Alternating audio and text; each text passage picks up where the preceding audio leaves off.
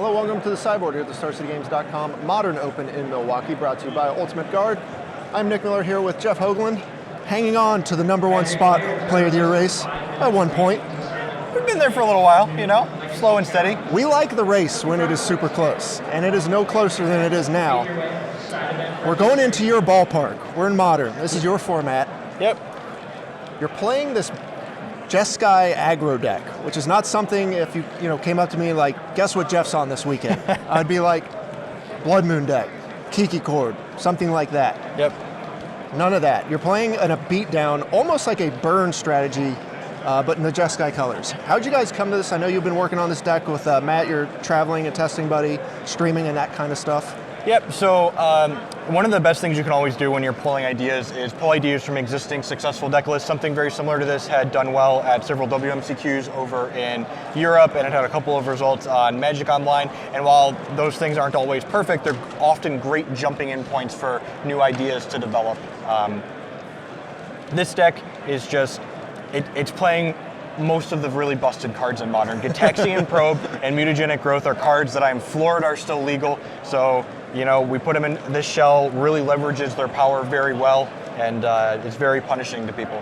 Right, you talk about the super busted cards in Modern, and you should be trying to play these cards. The only thing really missing from this deck, and I talked to Matt about, is there's no delve spells going on here. Sure, some of them are banned. Correct. But you couldn't fit any some delve spells in here? No, none of the delve spells that really fit. We almost splashed a Stomping Ground for the Mutagenic Growth, but in 18 lands it gets a little rough. Didn't want the Become Immense combo? Correct, yeah. One of the really nice things about this deck versus some of the other more all-in decks that can kill on turn 2 and turn 3 is that this deck doesn't have cards like Become Immense that are dead when you don't have creatures in play. So you have things like Lightning Bolt and Lightning Helix as your enablers that can kind of act as a control shell when your aggro plan's not your primary way to win. Right, and of course your mana is a little better now thanks to Kaladesh. You have the Spire Bluff Canal as a card a lot of people kind of pegged as the card for Modern out of the set. Of course we've seen Blossoming Defense, Cathartic Reunion, stuff like that pop up, but this card, we haven't got to see really any Modern opens with this card legal yet. Yep, and we're playing 4 of them. Like you said, it's a really big upgrade for a deck like this. I think without access to a card like Spire Bluff Canals, the burn match would just be absolutely atrocious for this deck. But when you can, only fetch 1 Shock land or fetch a basic and then play a fast land, a lot of the time you're able to just keep up with the burn deck by not dealing damage to yourself. Right, and you guys said this was the first deck you tested against was burn, because you have to make sure, when you play a deck or a new deck, can it beat the staples? So we're talking burn, we're talking infect, affinity, dredge, stuff like that. Yeah, those are the litmus tests for the format. And we assumed the deck with Gitaxian Probe and Mutagenic Growth was just there's no way this deck beats burn, right? But then between the combination of fast lands and a fast clock and Lightning Helix to buffer you a little bit if you get to the mid game, it actually has a fairly favorable matchup against the burn deck. Okay, well let's break it down. We have a bunch of haste creatures and a bunch of prowess creatures from Monastery Swiftspear. We have the Storm Chaser Mage, Manus Rider, of standards of old. Yep. And of course, Snapcaster Mage, also arguably one of the best cards in Modern. Yep. So Manus Rider is the card I'd really like to highlight. It's another one of those cards that I looked at the deck, this was this can't be good in a format where Lightning Bolt's one of the most played cards, right? But Mutagenic Growth does a really insane mental misstep impersonation, countering Lightning Bolt's killing your Mantis Rider. And if they try to Lightning Bolt it on your turn before it hits them, you get 2 extra damage, and so it's even just better than mental misstep in those situations. Right, and also Mutagenic Growth saves your other prowess threats as well from Lightning Bolt. Yeah, correct. One of the really kind of timing and pacing things with the deck is you don't always want to go in with your Mutagenic Growth against the other decks that are playing red, because it's more important to keep your threat alive as opposed to pushing a couple more points of damage early, because it'll do more damage in the long run if you're able to protect it. Right.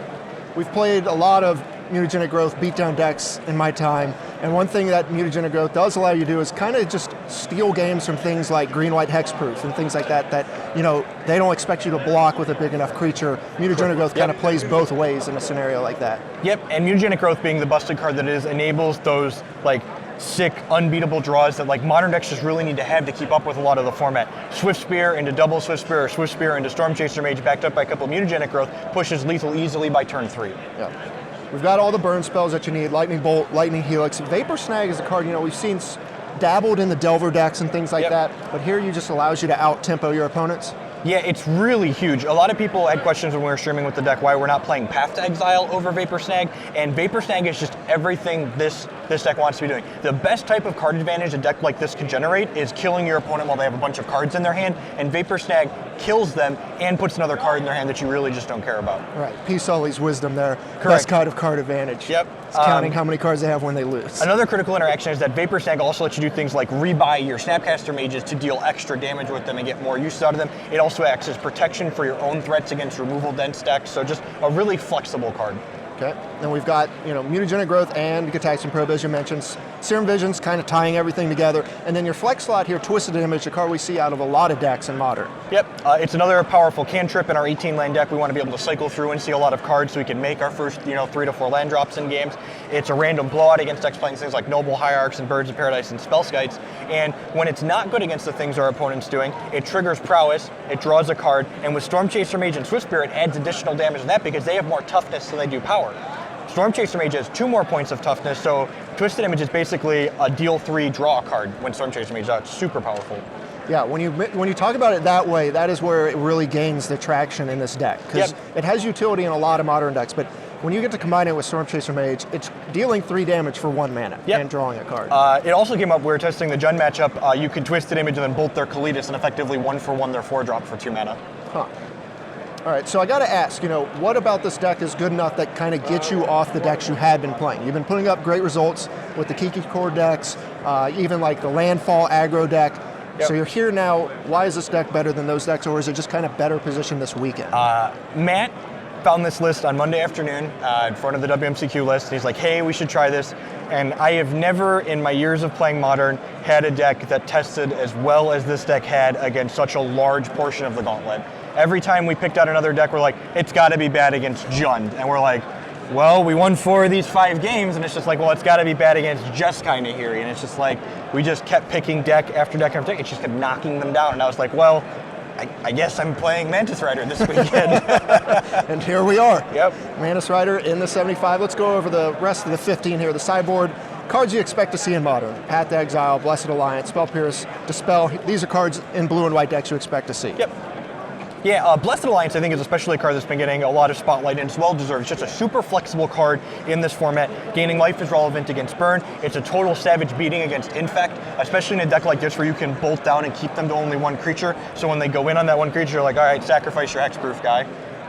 It's great. It gives you game against Boggles, which is a deck matchup decks like this normally struggle with. Yeah, I was going to mention most Jeskai decks when you look at kind of have rough matchups against the Boggles.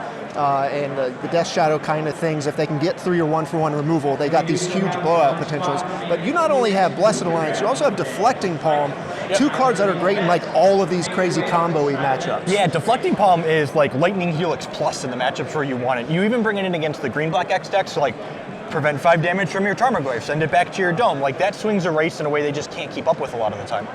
Other cards, we got Wear Tear, a Vendilion Click, and then of course some Surgical Extractions for the graveyard. Yeah, Surgical Extraction is a card where I've seen a lot of Dredge players say they don't really care about Surgical Extraction, but I think a lot of people don't prioritize what they're supposed to be surgicaling a lot of times in those matchups.